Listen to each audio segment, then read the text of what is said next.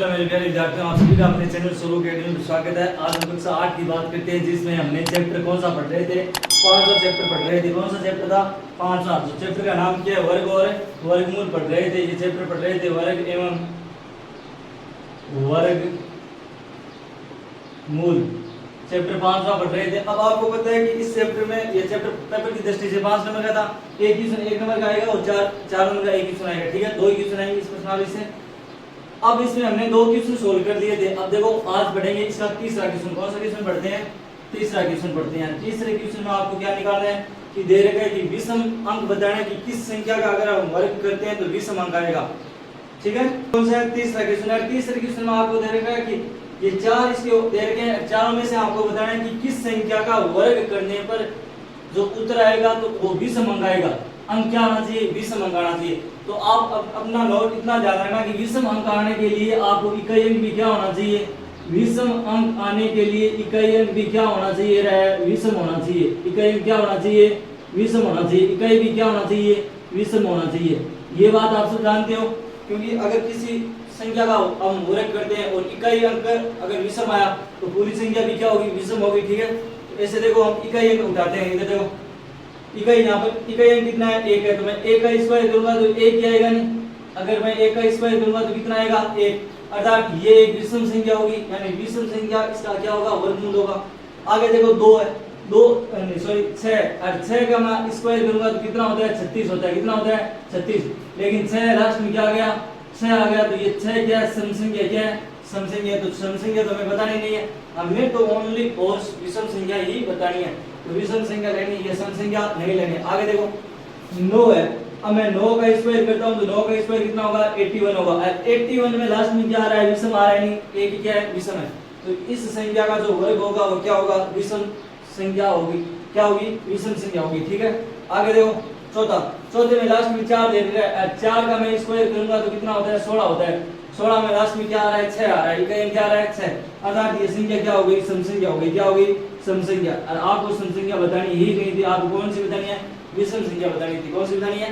विषम संख्या। तो इस हिसाब से ये हमारा कौन सा क्वेश्चन हो गया? तीसरा क्वेश्चन। अगला क्वेश्चन देखो चौथा।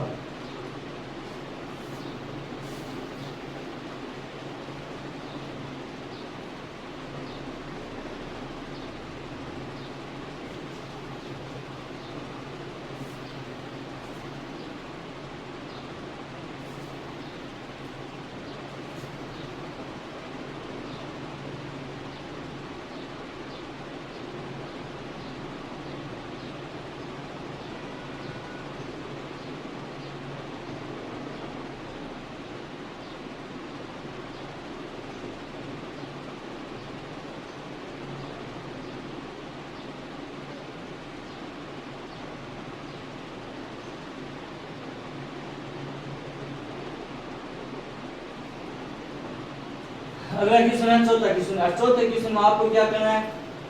प्रतिरूपण करना है। क्या करना है? प्रतिरूपण। ये प्रतिरूपण मैंने आपको कल एक्सरसाइज के रूप में, एग्जाम्पल के रूप में करवाया था। तो प्रतिरूपण में आपको इसका क्या करना है? सॉल्यूशन करना है। देखो 11 का स्क्वायर कितना होता है? 121 होता है। ये आपको मैंने कल बताया था, इसकी ट्रिक है। अब देखो फिर 11 का स्क्वायर कितना हो जाएगा? 121। अब आपको कुछ नहीं करना है, प्रतिरूपण का अर्थ है एक नए तरीके से, एक नए सिरे से क्वेश्चन को सीखना। तो देखो बीच में शून्य कितनी आ रही है? 1 0 आ रखा है, तो 1 0 इधर लगा दो, 1 इधर लगा दो। ऐसे इसमें कर दो कि 121 सेम का सेम, 11 का स्क्वायर सेम का सेम लिखना है। अब देखो कितने शून्य आ रखे हैं? 2, तो 2 आगे लगा दो, 2 ही लगा दो पीछे। आगे देखो ये सेम का सेम 121 हो गया। अब देखो कितनी शून्य आ रखी है? 3, तो 3 शून्य आगे लगा दो और 3 लगा दो पीछे। बस इसमें देखो सेम का सेम यही करना है कि 121 हो गया। अब इसमें देखो शून्य कितनी आ रही है? 2 4 6 7 है, तो 7 शून्य आगे लगा दो, 1 2 3 4 5 6 7, 7 ही लगा दो पीछे। ठीक है, तो ये इसका क्या हो गया? प्रतिरूपण हो गया। बस कुछ नहीं करना है, ये आप एक तरीके से एक ट्रिक पढ़ रहे हो जिससे आपके आगे बहुत काम आने वाली है। ठीक है, अगला क्वेश्चन देखो 5वां क्वेश्चन। आगे देखो 5 का स्क्वायर कितना हो गया? 25। और 30 का स्क्वायर कितना हो गया? 900। और 31 का स्क्वायर कितना होता है? 961 होता है। तो मैं हमारे पास कितना हो गया? देखो 900 और 25 यानी 925। कितना और जोड़ना है? मतलब 36 की कमी रह रही। 36 किसका स्क्वायर है? 6 का स्क्वायर है। किसका है? 6 का।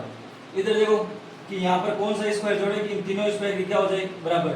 देखो 6 7 और ये 6 7 दोनों का क्या हो गया? आपने एक चीज सीखी होगी, देखो इसमें एक ट्रिक बन रही है। शुरुआत से देखो 1 × 2 किया 2 हो गया, 1 को और 2 को जोड़ा 3 हो गया। आगे देखो 2 × 3 किया 6 हो गया, 3 × 4 किया 12 हो गया, 4 × 5 किया 20 हो गया, 5 × 6 किया 30 हो गया। और यहाँ पर 6 × 7 करेंगे कितना हो जाएगा 42 का स्क्वायर। 42 का स्क्वायर कितना होता है, देखो 6 का स्क्वायर कितना हो गया 36, 7 का स्क्वायर कितना होता है 49, 42 का स्क्वायर कितना होता है 1764। जब इन सबको जोड़ेंगे कितना आएगा 1849 आएगा। 1849 किसका स्क्वायर होता है 43 का, किसका होता है 43 का। इस तरह आपको इस क्वेश्चन को सॉल्यूशन करना था, बहुत इजी था। अगला क्वेश्चन देखो 7वां क्वेश्चन। 7वां क्वेश्चन है, 7वें क्वेश्चन का सॉल्यूशन क्या करते हैं, बहुत इजी है।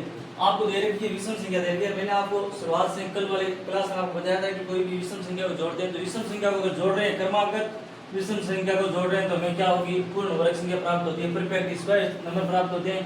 तो इनको जोड़ो, देखो 3 × 1 4 4 5 9 9 9 18 18 8 7 कितने हो गए 25, और 25 किसका स्क्वायर आ रहा है 5 का स्क्वायर है, किसका है 5 का। ऐसे देखो इनको जोड़ते हैं, देखो आपको जोड़ना आ रहा है तो ऐसे जोड़ो कि 11 और 19 कितने हो गए 30, 13 और 17 कितने हो गए 30, 30 30 कितने हो गए 60, 60 और 15 कितने हो गए 75, 75 और 5 कितने हो गए 80, 80 और 10 कितने हो गए 90, 90 और 10 कितने हो गए 100। तो 100 योग करने पे कितना आ गया 100, 100 किसका स्क्वायर है 10 का स्क्वायर है। ऐसे यहाँ पर जोड़ो कि यहाँ तक तो हमने जोड़ा कितना हो गया 100 हो गया। आगे देखो 21 और 23 कितना हो जाएगा 144 हो जाएगा, कितना हो जाएगा 144। 144 किसका स्क्वायर होता है 12 का स्क्वायर। तो आपको इस तरह इस संख्या को जोड़कर बताना था कि कोई भी क्रमागत विषम संख्या को जोड़ते हैं हमें क्या कौन सी संख्या प्राप्त होती है, परफेक्ट पूर्ण संख्या प्राप्त होती है। अगला क्वेश्चन देखो 8वें क्वेश्चन में आपको क्या करना है, 8वें क्वेश्चन में आपको करना है कि क्वेश्चन दे रखा है कि 49 है, किसका स्क्वायर होता है 7 का। और आपको 7 विषम संख्या जोड़कर और आपको कितने संख्या मान कितना लेकर आना है 49 लेकर आना है। और अगला है 121 दे रखा है जो 11 विषम संख्याओं का योग होना चाहिए। तो आपको आगे वाले में वर्ग संख्या दे रखी है और आपको तोड़ना ब्रेक करना है, क्या करना है क्वेश्चन में ब्रेक करना है। पहले दे रखा है कि 49 को 7 विषम संख्या में तोड़ना है।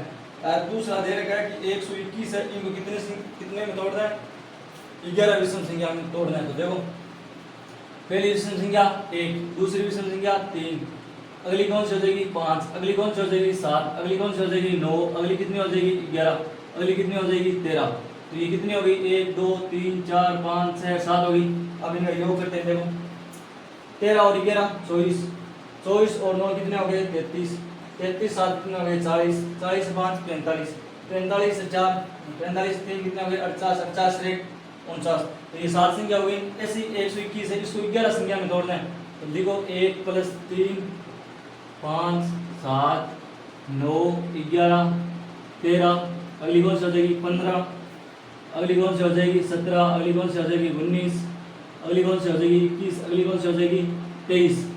अब देखो ये 11 संख्या होगी क्या 1 2 3 4 5 6 7 8 9 10 11। तो आपको कितनी संख्या लेंगे 11 संख्या।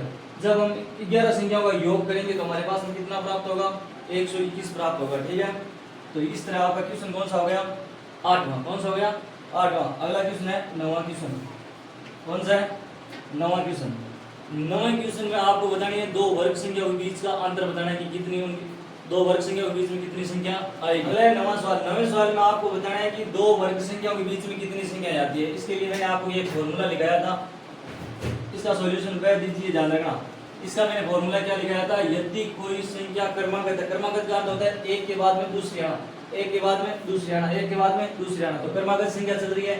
इसके लिए मैंने आपको एक फॉर्मूला लिखाया था। फॉर्मूला क्या लिखाया था, फॉर्मूला लिखाया था कि क्या होता है 2n या 2n का अर्थ होता है ये n क्या है छोटी वाली संख्या लेनी है आपको, ये n क्या है छोटी वाली, मान लो इसमें 12 है, इसमें 25 हो गया, इसमें कितना हो जाएगा 99। तो इसका कितनी बीच में संख्या आ जाएगी 2 × 12 करेंगे तो कितना आ जाएगा 24 आ जाएगा। तो इन दोनों के वर्गों के मध्य कितनी संख्या है 24 है। आप जानते हो कि 12 का स्क्वायर करेंगे और 13 का स्क्वायर करते हैं कितना होता है 144 / 100 कितना होता है 169 होता है। तो इनके बीच में ऐड करो कितनी संख्या आ रही है 24 संख्या आएगी, कितनी आएगी 24। इसी तरीके से इसमें देखो कि इसमें भी ये फॉर्मूला यूज करेंगे तो क्या हो जाएगा 2n, तो 2 × n क्या है n छोटी वाली संख्या कितनी है 25 है। तो इन दोनों के स्क्वायर के बीच में कितनी संख्या आ जाएगी 50, कितनी आ जाएगी 50। ऐसे इसमें देखो 2n, n का मान कितना है 99, तो 2 इंटू 99 तो गुणा करेंगे कितना आ जाएगा 182 182 नहीं 198 कितना आएगा 198 आएगा। तो 99 के स्क्वायर और 100 के स्क्वायर के बीच में कितनी संख्या आएगी 198 आएगी। तो इस तरह आपकी ये प्रश्नावली 5.1 कंप्लीट हो चुकी है। कौन सी एक्सरसाइज थी 5.1, ये आपकी क्या हो गई है कंप्लीट। अब हम एक्सरसाइज करते हैं अगली 5.2 5.2 है, जिसमें 5.2 से पहले आपको दो चीज निकालनी है कि एक तो है वर्ग निकालना, मैंने आपको बता रखा है, दूसरा है हम तिर्यक पढ़ेंगे। तिर्यक नियम क्या होता है? तिर्यक नियम होता है समकोण त्रिभुज पर लगता है। किस पर लगता है? समकोण त्रिभुज पर लगता है। समकोण त्रिभुज में आपने पढ़ा है, मान लो ये ए है, ये बी है, ये सी है। ये क्या होता है? बेस होता है यानी आधार होता है, ये लंब होता है और ये हाइपोटेनस यानी कर्ण होता है। ठीक है, तो क्या होता है कि आधार का स्क्वायर प्लस लंब का स्क्वायर किसके बराबर होता है? कर्ण के स्क्वायर की क्या होता है? बराबर होता है। ये हो गया पाइथागोरस नियम। जब इसको मैं तिर्यक के रूप में परिवर्तन करूंगा तो मान लेते हैं ये भुजा मान लेते हैं 2m है, ये मान लेते हैं m² - 1 मान लेते हैं, तो ये भुजा क्या हो जाएगी m² + 1 हो जाएगी। तो इसको मैं जब तिर्यक के रूप में सेट करूंगा तो क्या होगा 2m + m - 1 का होल स्क्वायर बराबर क्या हो जाएगा m + 1 का होल स्क्वायर।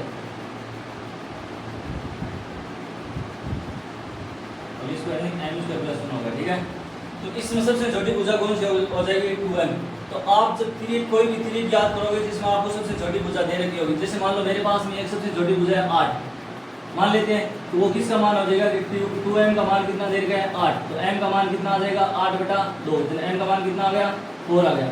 मतलब अब हम दूसरी भुजा और तीसरी भुजा निकाल सकते हैं। तो दूसरी भुजा क्या है m² - 1 है, तो m का मान कितना है 4 है, तो 16 का मतलब 4 का स्क्वायर -1, तो 4 का स्क्वायर कितना होता है 16, -1 करेंगे कितना हो जाएगा 15। मतलब यदि ये भुजा 8 है तो ये कितनी आ गई 15 आ गई। अगली देखो, अगली भुजा क्या हो जाएगी m² + 1 हो जाएगी, m का मान कितना है 4, तो 4 का स्क्वायर प्लस 1 करेंगे कितना हो जाएगा 17 हो जाएगा।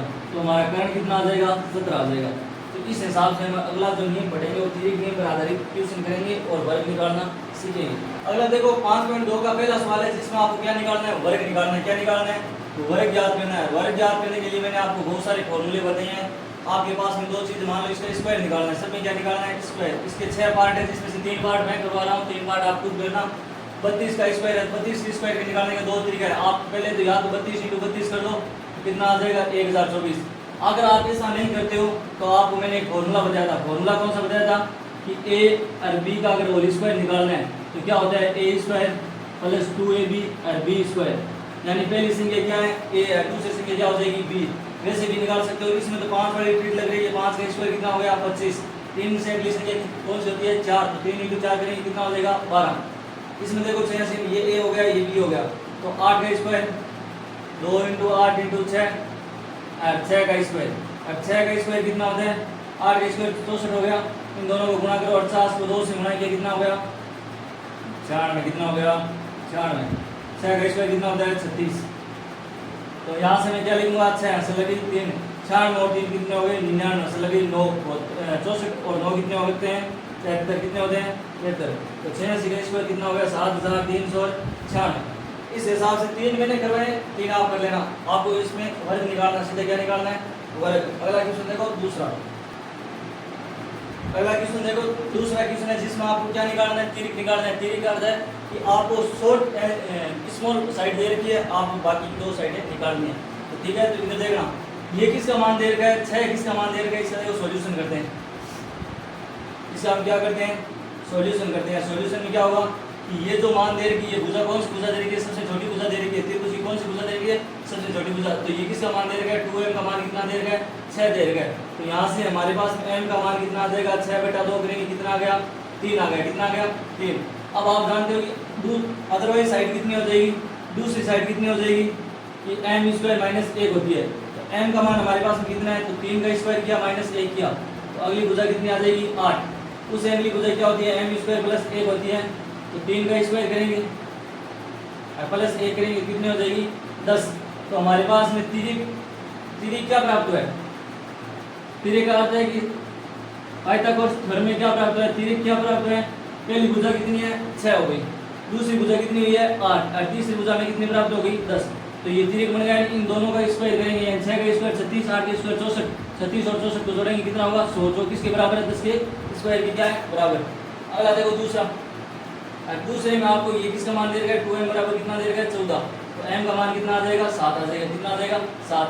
वापिस इसमें रखो कि m स्क्वायर माइनस 1, m का मान 7 है, 7 का स्क्वायर माइनस 1 करेंगे कितना हो जाएगा 48, और दूसरी बजाय क्या हो जाएगी m स्क्वायर प्लस 1 हो जाएगी, m का मान कितना दे रखा है 7, 7 का स्क्वायर 1 प्लस करेंगे कितना हो जाएगा 50। तो हमारे पास में तिर्यक क्या प्राप्त होगा, तिर्यक प्राप्त किया हुआ, तिर्यक हुआ कि 14, पहली भुजा कितनी है 14, दूसरी कितनी है 48, 38 से कितनी हो जाएगी 50। ठीक है, ऐसे हम तीसरा आप खुद करना, चौथा मैं करवा रहा हूँ। ये मान किसका हो गया 2m बराबर कितना हो गया 18, तो m का मान कितना प्राप्त हो जाएगा 9। तो अगली भुजा कितनी हो जाएगी m स्क्वायर माइनस 8, m का मान कितना है 9 है, तो 9 का स्क्वायर माइनस 1 करेंगे, 9 का स्क्वायर कितना होता है 81, 81 में से 1 घटाएंगे कितना बचेगा 80।